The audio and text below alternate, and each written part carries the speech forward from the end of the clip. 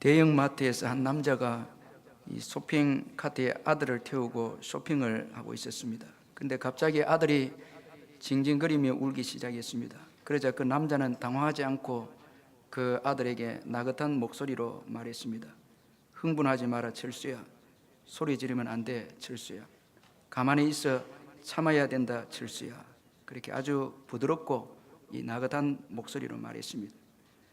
그 모습을 옆에서 지켜보던 한 아주머니가 부러운 듯 말했습니다. 아들을 달래시는 것을 보니까 참으로 훌륭한 아빠시네요. 그렇게 아주 부러워하면서 그 남자에게 말했습니다. 그러자 그 남자는 대답을 했습니다. 철수는 아들 이름이 아니라 제 이름입니다. 그렇게 말하겠습니다. 여러분, 우리 자신을 다스린다는 것은 쉽지 않습니다. 그러나 우리 자신을 잘 다스리는 것이 축복입니다. 잠언 16장 32절에 보면 노하기를 더디하는 자는 용사보다 낫고 자기의 마음을 다스리는 자는 성을 빼앗는 자보다 나으니라. 그렇게 말했습니다. 그러므로 우리 자신을 잘 다스린다는 것이 너무나 중요한데, 특별히 위기의 때에, 이 절대적인 위기의 때에 우리 자신을 이렇게 잘 다스린다는 것은 더더욱 중요하다는 것입니다. 이런 점에서 오늘 본문의 다윗은 아주 탁월한 사람이라 할 수가 있습니다. 그는 아들 압살롬의 반역의 큰 위기 속에서 자신을 잘 다스리며 신앙으로 자신에게 주어진 위기를 극복을 했습니다. 오늘 본문 30절에 보면 다윗이 감람산길로 올라갈 때 그의 머리를 가리고 맨발로 울며 가고 그와 함께 가는 모든 백성들도 각각 자기의 머리를 가리고 울며 올라가니라. 그렇게 말씀을 하고 있습니다. 다윗은 아들 압살롬의 반역에 분노하거나 하나님께 원망하지 않았습니다. 오늘 이 본문에 보면 그는 악한 감정을 가지고 압살롬을 보복하려고 하지도 않았습니다. 그는 오히려 고난 중에서 자신을 돌아봤습니다. 지난날 자신이 밧세바를 취함으로 인해서 주어진 그 죄악을 회개하기 시작했습니다. 그래서 이 압살롬 반역으로 피난을 가면서 그는 머리를 가리고 맨발로 울며 피난길에 올랐습니다. 이 머리를 가린다는 것은 자신의 죄를 회개하는 그런 표현을 의미하는 것입니다.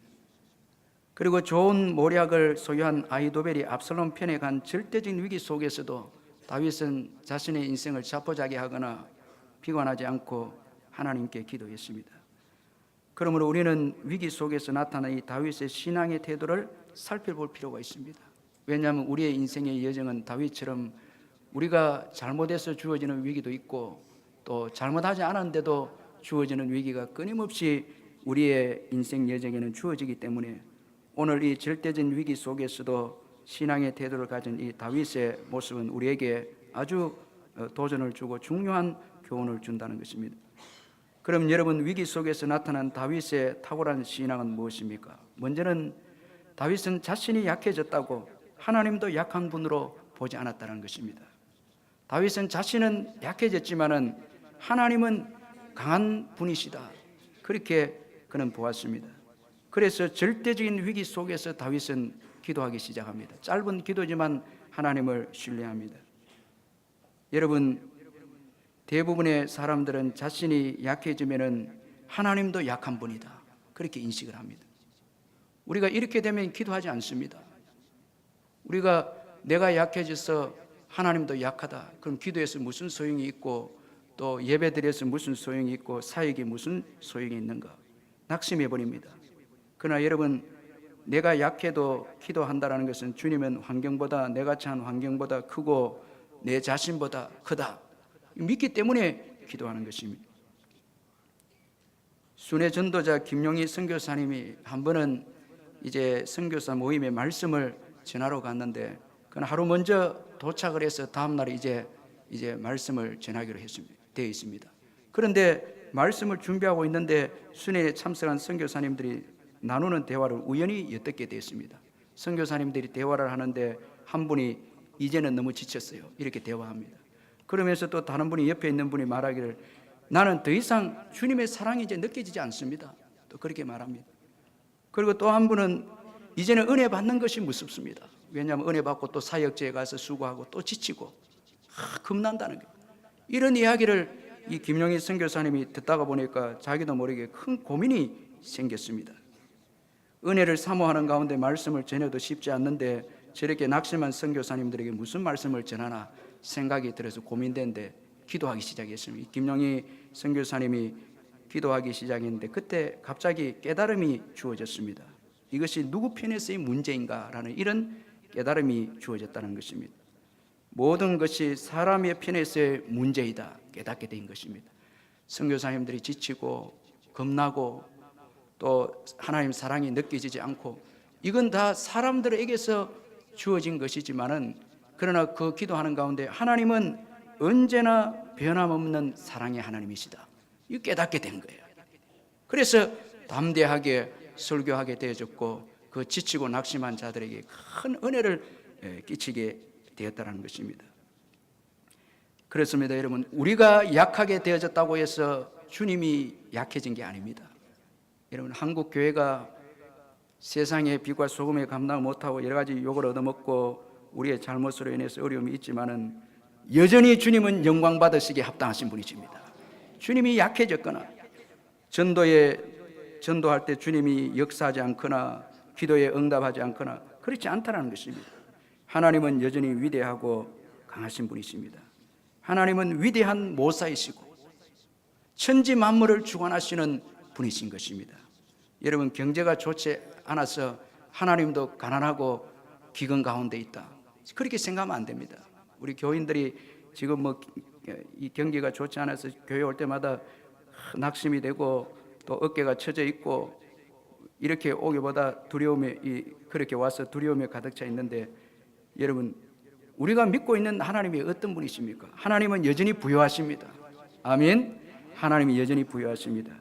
그 집에는 양식이 풍족한 품꾼이 많습니다. 그래서 누가복음 15장 14절에서 17절에 보면 다 없앤 후에 그 나라에 크게 흉년이 들어 그가 비로소 궁핍한지라 가서 그 나라 백성 중 한 사람에게 붙었사니 그가 그를 들로 보내어 돼지를 치게 하였는데 그가 돼지 먹는 지엄 열매로 배를 채우고자 하되 주는 자가 없는지라. 이에 스스로 돌이켜 이르되 내 아버지에게는 양식이 풍족한 품꾼이 얼마나 많은가, 나는 여기서 줄여 죽는구나.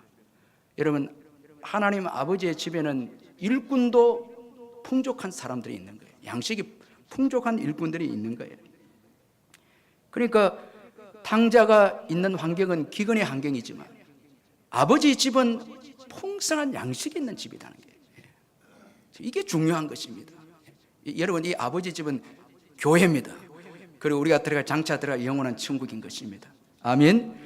이 교회에 오면 우리가 영혼이 잘 되고 범사가 잘 되고 강건케 되는 거예요. 막 꿈이 생기고 비전이 생기고 소망이 생기는 거예요. 말씀을 통해서 은혜를 받고 아버지 집의 양식은 풍성합니다. 자꾸 내가 처한 그 기근의 환경을 통해서 하나님도 기근 중에 계시고 하나님도 가난하고 하나님도 부족하다, 그렇게 생각하면 안 되는 거예요. 스웨덴의 이 나이팅게일로 불린 이 오페라 가수 제니 린던이라는 사람이 있는데 이분은 전성기 때 무대를 떠나버렸습니다. 그녀는 부와 명예와 사랑을 한 몸에 받은 세계적인 인물이었습니다. 사람들은 인기의 달콤함을 경험한 이 제니 린더가 곧 무대에 복귀할 것이라 생각을 했습니다. 그러나 무대를 떠난 이후에 그녀의 소식은 완전히 끊어졌습니다. 몇 년 후에 한 친구가 린던을 찾았습니다. 그녀는 무릎 위에 성경을 올려놓고 저녁 노을을 바라보고 있었습니다. 전성기 때에 그 친구가 이제 물었는데 전성기 때의 무대를 떠난 이유가 무엇이냐고 그렇게 물었습니다. 그리고 그 격정의 무대가 그립지 않느냐고 물었는데 그녀는 아름답게 물든 저녁 노을과 성경을 가리키면서 이렇게 말했습니다. 무대 위의 기쁨의 순간은 이 기쁨은 순간의 환희뿐이지만은 이 성경과 아름다운 자녀는 내게 영원한 기쁨을 선물하고 있다, 이런 대답을 했습니다. 참, 여러분, 성경을 가지고 있는 사람은 부유합니다. 아멘. 성경 말씀을 읽고 공부하고 순종하고 사는 자들은 늘 축복의 삶을 사는 거예요. 시대를 변화시키는 거예요. 자, 이런 은혜가 있기를 주의 이름으로 축원합니다. 말씀을 가까이 하는 교회, 말씀이 풍성한 교회, 그리고 그 말씀대로 순종하고 그렇게 살아가면 여러분 이 기근을 다 이기는 것입니다. 그러므로 여러분, 내가 약해졌다고 다른 사람들과 하나님에 대해서도 약해졌다 생각하면 안 됩니다. 또 말하면 안 됩니다. 제가 우리 기도하시는 분들 조심해야 되는 게, 내가 기도하지 않는다고 오늘 이 시대에 기도가 없습니다, 이래 말해버리고, 내가 전도하지 않는다고 해서 오늘 이 시대는 전도가 없습니다, 선교가 없습니다. 그래하고 내가 지금 여러분 가난하고 병들어 있다고 해서 주님이 가난하고 주님도 병들어 있다, 이렇게 생각하면 안 된다는 거예요. 이 설교자도 조심해야 되는 거예요. 자기 삶의 중심을 가지고 하나님의 영광을 훼손하고 그렇게 하면, 그러면 다 꿈도 잃어버리고 소망도 잃어버리고 다 지치고 피곤하고 해서 어떻게 교회가 일어설 수 있겠습니까? 그러나 내가 약해져도 주님은 여전히 강하시고, 주님은 위대한 모사이시고, 주님은 부여하시고, 주님은 역사를 주관하신다는 것을 믿어야 하는 것입니다. 바로 여러분, 다윗이 이런 믿음을 가졌다는 거예요. 자기는 지금 피난에 의해서 도망치는 인생이었지만 그러나 여전히 주님은 강하시다는 거예요. 주님은 위대한 모사이다라는 거예요.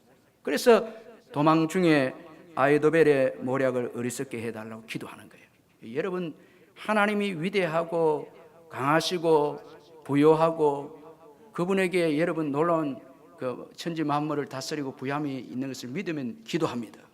기도하는 거예요. 내가 자녀가 없다고 해서 하나님께서 자녀를 줄 수 없습니까? 그렇지 않습니다. 기도하고 하나님께 부르짖으면 한나를 보십시오.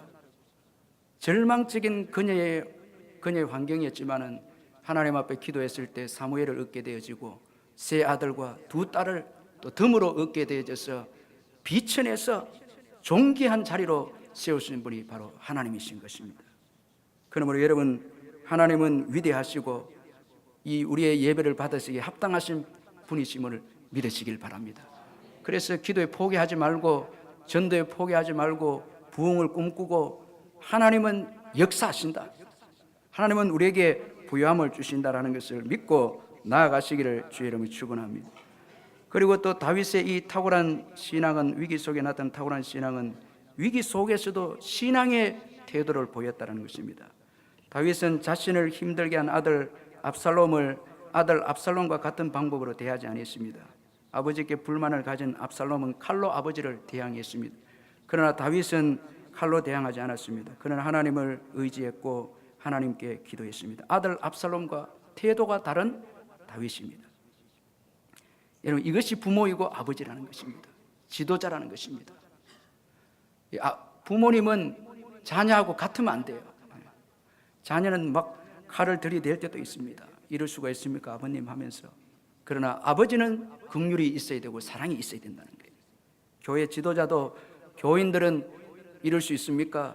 지도자에서 비난할 수도 있고 그렇게 섭섭하다 말해도 지도자는 사랑을 베풀어야 되는 거예요. 여러분, 부모가 자녀보다 못하면 어떻게 자녀들을 신앙으로 이끌 수 있겠습니까? 다 그 부모로 세운 거예요. 다 지도자로 세운 거예요. 교회 지도자로 교인들하고 똑같이 행동하고 똑같이 그렇게 하면 하나님께서 지도자를 세울 이유가 어디 있습니까? 참고 인내하고 성도들이 온전하게 세울 때까지 사랑을 베풀고 나가라는 것입니다.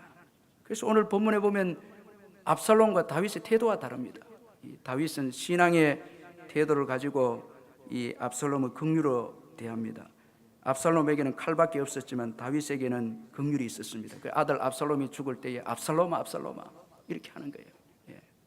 이게 부모고 아버지고 선배고 지도자다는 거예요. 우리 교회 중직자들도 일반 성도들하고는 달라야 된다는 거예요. 똑같이 비난하고 똑같이 보복하고 그건 안 된다는 것입니다. 다윗처럼 신앙의 태도를 가지고 긍휼을 베풀고 참고 포용하고 품고 이렇게 하는 거예요. 자, 연습 삼아 우리 옆에 보면 사랑합니다 한번. 사랑합니다. 옆에 보니까 새로운 분이 있네. 이래 인사 안 하고 그래 하면 안 되고, 기존 교인들은 먼저 이래 사랑을 베풀고 그래 합니다. 여러분, 정연희 시인의 원수를 사랑하라는 시가 있는데 내용이 이렇습니다. 원수를 사랑하라, 원수를 사랑하라. 무슨 말씀입니까? 이 무슨 말씀입니까? 내게는 그리 엄격하시면서도 어찌 원수에 대해서는 그리 관대하십니까? 보아라, 나와 함께하는 것아, 내가 원수와 똑같은 얼굴이 되는 것을 나는 참을 수가 없구나. 나는 이런 시입니다. 참, 여러분, 원수하고 같은 태도를 가지면 안 된다는 거예요. 주님 원수 사랑하라 이렇게 하는 게 너무 힘듭니다. 내게 대해서는 왜 그래 엄격하면서 원수에 대해서는 관대합니까? 우리 그렇게 질문할 때가 있습니다. 그럴 때 주님께서 우리에게 여러분 음성을 들려주는 것은 내가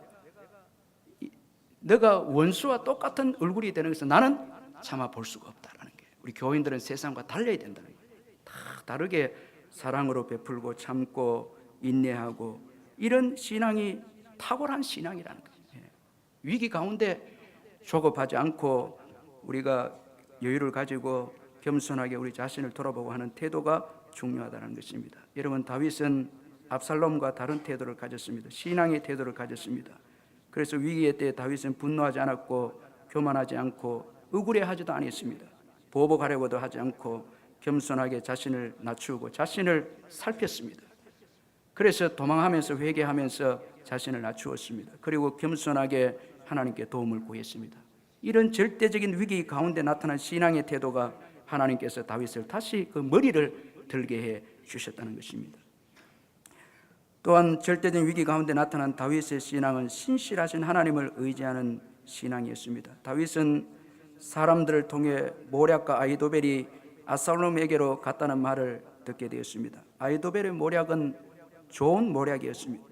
따라서 아히도벨이 압살롬에게 갔다라는 것은 압살롬의 승리를 의미하는 것입니다. 그런데 여러분, 바로 이때 다윗이 짧게 기도하기 시작합니다. 아히도벨의 모략을 어리석게 하옵소서 여호와여, 그렇게 기도합니다. 여러분, 왜 절망적인 환경이 되었을 때 비로소 기도하게 됩니까? 다윗은 세상의 모두가 다 변하고 자신을 버려도 하나님은 자신을 버리지 않는다는 그런 믿음이 다윗에게 있었습니다. 신실하신 언약의 하나님을 믿는 그런 신앙이 그에게 있었습니다. 다윗은 신실하신 하나님을 믿었습니다. 시편 3편에 보면 이런 다윗의 믿음이 잘 표현되어 있는데, 시편 3편은 다윗이 압살롬을 피한 때에 지은 시인데, 시편 3편 2절 3절에 보면 많은 사람이 나를 대적하여 말하기를 그는 하나님께 구원을 받지 못한다 하나이다. 그러나 여호와여, 주는 나의 방패시오 나의 영광이시오 나의 머리를 드시는 자신이다. 그렇게 말씀을 하고 있습니다. 다 버려도 사람도 떠나갈 때 있습니다. 백성도 떠나가고 모사인 아히도벨도 압살롬에게 가버리고 심지어 아들조차도, 여러분 인생의 여정에는 자녀조차도 등을 돌릴 때가 있습니다. 다 떠나갈 때가 있습니다. 그러나 여호와 하나님은 함께 하신다는 거예요.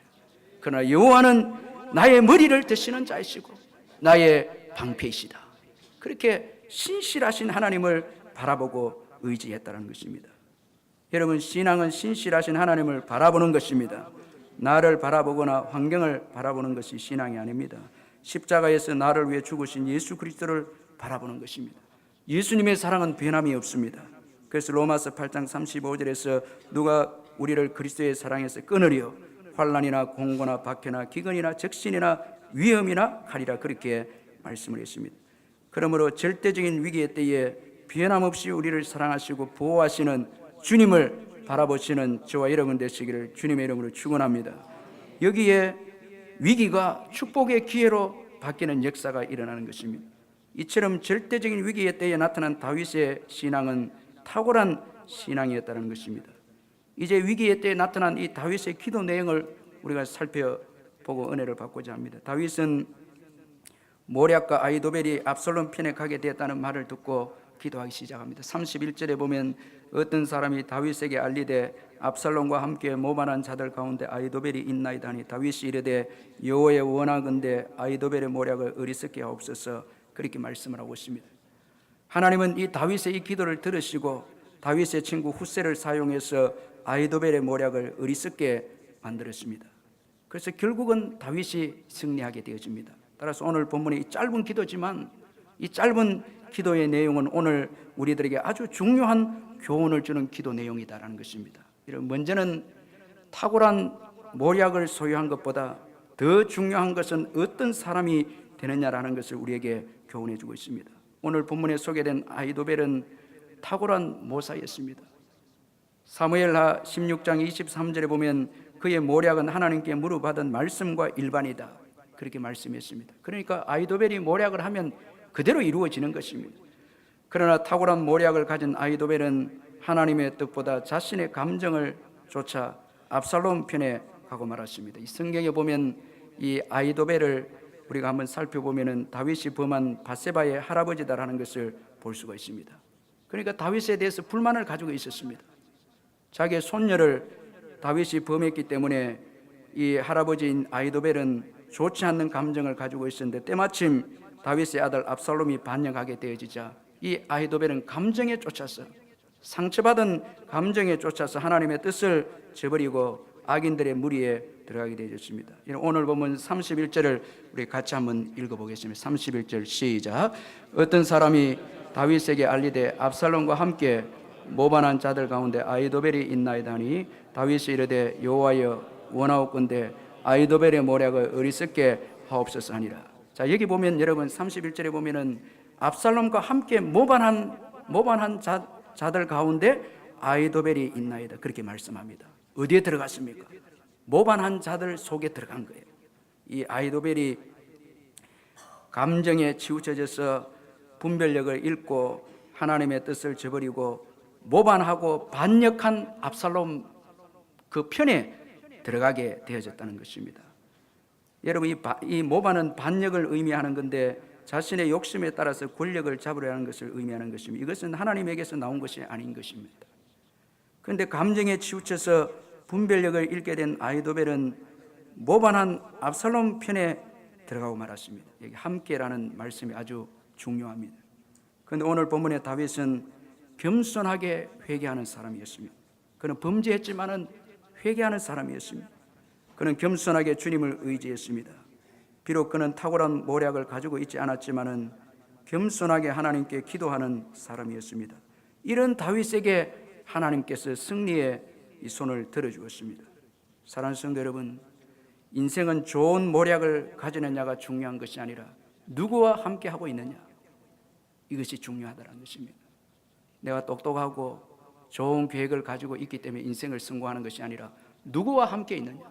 아히도벨은 좋은 모략을 가지고 있었지만 모반한 압살롬과 함께 있습니다. 그 결과 불행한 인생이 되고 말았습니다. 그래서 우리 인생은 좋은 모략을 가졌냐보다 더 중요한 것은 내가 누구와 함께 하고 있고 어느 길에 서 있고 어느 자리에 지금 내가 앉아 있는가, 이것은 훨씬 더 중요하다는 것입니다. 믿으시길 바랍니다. 아히도벨은 모반한 압살롬과 함께 함으로 불행한 인생이 되고 말았습니다. 따라서 여러분, 좋은 모략만 가지고 교만하게 우리가 행동하면 안 된다는 것입니다. 자기가 압살롬에게 갈 때는 충분히 다윗을 이길 수 있겠다 생각하고 좋은 모략을 가지고 압살롬에게 갔을 것입니다. 그러나 다 잃어버리고 말았습니다. 나중에 생명까지도 스스로 목숨을 끊고 다 잃어버린 것을 보게 됩니다. 그러므로 좋은 모략을 가졌다고 해서 인생이 성공되는 것은 아니다라는 것입니다. 어떤 사람이 되느냐가 더 중요합니다. 주님께서 기뻐하시는 사람이 되시기를 주님의 이름으로 축원합니다. 믿음의 사람, 회개하는 사람, 겸손한 사람, 남을 배려하고 긍휼과 사랑이 있는 사람, 이게 중요하다라는 거예요. 아주 중요합니다. 미국의 포도라는 목사님이 교회 건축을 3년 만에 마치고 나서 온 교인들과 함께 기뻐했는데, 그동안 성전 건축의 노고에 많았던 사람들을 한 명씩 떠올리면서 골방에서 축복 기도를 하고 있었습니다. 그는 특별히 헌금을 많이 한 사람들의 이름을 부르면서 그렇게 하나님께 축복해달라고 간절히 기도하고 있었습니다. 이때 조용한 가운데 주님의 음성이 들렸습니다. 너는 내 집을 지을 때 형식적으로 자기 재산의 일부를 내놓은 사람들의 이름만 놓고 기도하고 있구나. 그러나 내가 특별히 기억하는 사람은 다른 사람이란다. 이런 음성이 주어졌습니다. 그때 포도란 목사님은 그 사람이 누구입니까? 그렇게 물었을 때에 주님은 너희가 가난하다고 은근히 무시하는 마이클이다. 너희는 아무도 몰랐을 테지만 마이클은 성전을 지을 때부터 지금까지 하루도 안 빠지고 기도하면서 매일 힘들게 버려진 일당으로 벽돌을 몇 장씩 사다 놓았다. 그래서 내가 가장 특별히 기억하는 사람은 마이클이다. 이 음성을 들려준 거예요. 오늘 우리들은 소유해서 많은 것을 소유하고 있으면 하나님께서 인정해 주시고 축복을 생각하지만 그보다 더 중요한 것은 우리의 태도인 것입니다. 예배를 드릴 때마다 기쁨으로 드리고 감사함으로 드리고 영광을 올려드리고 겸손하게 주님을 높이고 하는 이런 태도에 하나님께서 위기를 이기게 해주시고 위기를 통해서 오히려 축복의 기회로 만들어 주신다는 것입니다. 이런 믿음을 가지시기를 주의 이름으로 축원합니다.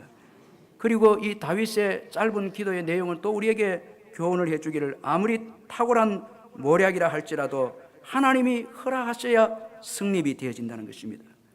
그래서 성경 잠언 19장 9절에서도 보면 사람이 마음으로 자기의 길을 계획할지라도 그 걸음을 인도하시는 여호와시니라 그렇게 했습니다. 여러분, 그러므로 매사에 계획하더라도 인도하시는 분은 하나님이심을 믿고 주님을 의지하시기를 바랍니다.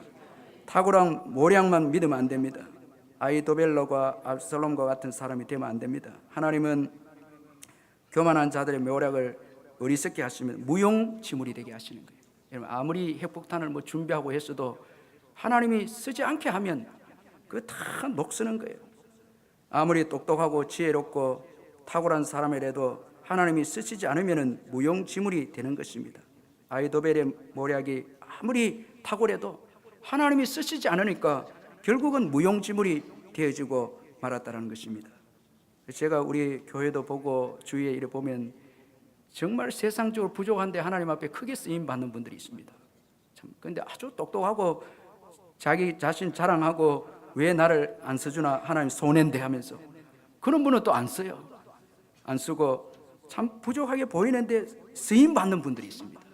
참 하나님께 쓰임 받는 분들이 있어요. 여러분, 이 하나님께 쓰임 받는 게 축복입니다. 아주 축복입니다. 진짜 축복입니다. 목사로, 또 우리 장로님으로, 또 권사님으로, 교회 직분자로 이렇게 쓰임 받는다. 이거 아주 큰 축복인 거예요. 내가 쓰임 받고자 한다 해서 되는 게 아닙니다. 하나님께서 하셔야 된다는 것입니다. 그러므로 여러분, 저와 여러분은 우리의 모략과 또 계획과 지혜만 믿고 교만하면 안 됩니다. 절대 교만하면 안 됩니다. 하나님은 때론 부족하고 연약한 자들을 사용해서 영광을 받으십니다. 따라서 아무리 우리의 계획과 지혜가 탁월해도 내려놓고 기도해야 되는 거예요. 아무리 탁월해도 기도해야 돼요. 그리고 반대로 열악한 환경이라 할지라도 하나님의 모략이 최고임을 믿어야 하는 것입니다. 하나님의 그 모략은 최고이다. 아히도벨의 모략도 충분히 꺾을 수 있는 모략이다라는 것을 믿어야 하는 것입니다. 우리가 생각하지 못한 일들을 주님께서 하실 줄 믿습니다. 다윗이 절대적인 위기 속에서도 기도했을 때에 하나님은 다윗의 기도를 들으시고 그 친구 후세를 보내주었습니다. 여러분, 기도했을 때에 하나님께서 사람을 보내주시고, 더 놀라운 것은 다윗의 믿음입니다. 기도하면은 더 큰 믿음이 생길 줄 믿습니다. 후세를 압살롬에게 보냅니다. 여러분, 우리가 피난을 갈 때에 한 명이라도 더 아쉬운데 나하고 같이 가자. 이 다윗이 자기에게 나왔던 후세에게 같이 가자 그렇게 말할 수 있지 않겠습니까? 그런데 기도하고 난 다음에 다윗은 하나님을 크게 보고 큰 믿음이 생기니까 오히려 후세를 압살롬에게 보냅니다. 그러면서 그는 도전하고 그 하나님께서 후세를 통해서 이 압살롬의 모든 그 계획들을 다 물리칠 것이다 확신하고 후세를 이제 보냅니다. 여러분, 이 다윗의 놀라운 믿음이 아닙니까? 기도하는 사람은 혼자 있어도 강합니다. 아멘. 다 떠나가도 강합니다. 오히려 여러분, 도움이 되는 자들 보냅니다. 기도하는 자의 특징입니다. 하나님만 의지하겠다는 거죠. 그 후세가 가서 그 압살롬을 이 압살롬의 모든 계획들을 무산시키게 되는 것을 보게 되는 것입니다. 여러분, 기도하는 자가 가장 무능하고 어리석어 보여도 가장 지혜로운 자이고 강한 자이다라는 것을 믿으시길 바랍니다. 하나님이 함께 하시기 때문에 그렇습니다. 담대하게 기도하면 꿈이 생기고 도전하게 되고 의지할 것들 내려놓고 더 주님 붙잡고 일어서서 전진하고 꿈을 가지고 일어서요. 혼자라도 두려워하지 않는다는 거예요. 도전하는 것입니다. 기도하고 역전되는 다윗의 모습을 보게 됩니다. 얼마나 큰 축복인지 모른다는 것입니다. 하나님은 최고의 모략가이시고 우리의 위기를 기회로 만드시는 분이십니다. 한동대 김영길 총장님 아내 되신 김영애 권사님의 구름기둥이라는 그 책에 보니까 이런 내용이 소개되어 있었습니다.